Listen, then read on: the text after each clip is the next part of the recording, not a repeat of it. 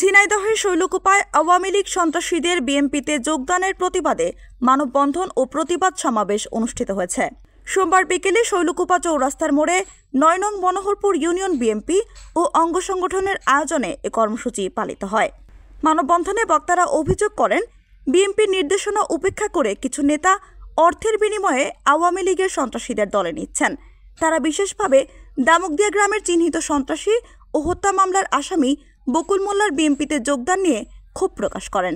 বক্তারা বলেন, বকুল মোল্লা অতীতে বিএনপি নেতাকর্মীদের উপর হামলা, লুটপাট এবং হত্যা চেষ্টা করেছে। তার মতো ব্যক্তির দলে প্রবেশে দলের ভাবমূর্তি ক্ষুণ্ণ হচ্ছে এবং প্রকৃত নেতাকর্মীরা চাপে পড়েছেন। এ সময় বক্তারা আওয়ামী সন্ত্রাসী, হত্যা মামলার আসামি, মনোহরপুর ইউনিয়নের দামুকদিয়া গ্রামের আওয়ামী লীগ নেতা বকুল মোল্লাকে গ্রেপ্তার ও আশ্রয়দাতাদের বিচারের দাবি জানান। আওয়ামী লীগের সন্ত্রাসী এবং নামধারী সন্ত্রাস যারা মনোহরপুর ইউনিয়নে বকুল মোল্লা, অঘাত আরো অনেক লোক আছে, আরো অনেক বড় সন্ত্রাস এবং তাকে হত্যা মামলার অভিযুক্ত আছে এবং সে সন্ত্রাসী এর অভিযুক্ত আছে। এরই পরিপ্রেক্ষিতে এই সন্ত্রাস আওয়ামী লীগের চেয়ারম্যান ক্যান্ডিডেট ছিল এবং বিএনপির উপরে অত্যাচার করেছেন। থানা বিএনপির সভাপতি বুকে গুলি করেছেন এবং ছুরিঘাত করেছেন।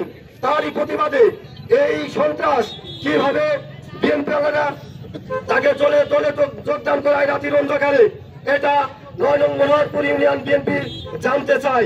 আন্দোলনের সময় শৈলকুপা এই সন্ত্রাসী শৈলকুপা থানা ও ইউনিয়ন অফিসে হামলা চালিয়ে ভাঙচুর চালায়। এই সময় শৈলকুপা বাজারে মনোহরপুর ইউনিয়নের অসংখ্য নেতাকর্মীর উপরে হামলা ও তাদের বাড়িঘর, শিক্ষা প্রতিষ্ঠান ভাঙচুর ও লুটপাটের নেতৃত্ব দেন। সেই সাথে থানা বিএনপির বর্তমান সভাপতি আবুল হোসেনের ব্যবসা প্রতিষ্ঠান ভাঙচুর, লুটপাট করে 1998 সালে ৯ নং মনোহরপুর ইউনিয়ন পরিষদের নির্বাচনের সময় বর্তমান থানা বিএনপির সভাপতি বর্তমান সভাপতি মোহাম্মদ আবুল হোসেন বিশ্বাস তখন থানা বিএনপির সাধারণ সম্পাদক ছিলেন।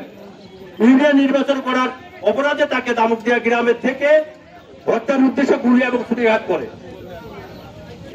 এই সন্ত্রাসী বকুল মোল্লা।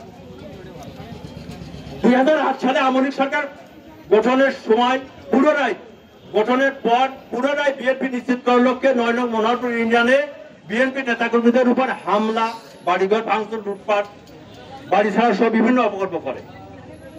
তার মধ্যে একজন চিহ্নিত ক্যাডার আওয়ামী লীগের সন্ত্রাসী গত ৯ তারিখে রাতের আধারে কিভাবে বিএনপিতে যোগদান করেছে, কারা তাকে কত টাকার বিনিময়ে বিএনপিতে যোগদান করালো, আমার ইউনিয়নবাসী সেটা জানতে চাই। যে সন্ত্রাসী নিজ হাতে উকিল মিধা নামক এক ব্যক্তিকে হত্যা করেছিল, মামলার বাদীকে বিভিন্ন সময় ভয় ভীতি দেখে তাকে বাড়ি ছাড়া করেছে। তার মতো লোক যদি বিএনপিতে যোগদান করে তাহলে দলের ভাবমূর্তি নষ্ট হওয়া স্বাভাবিক।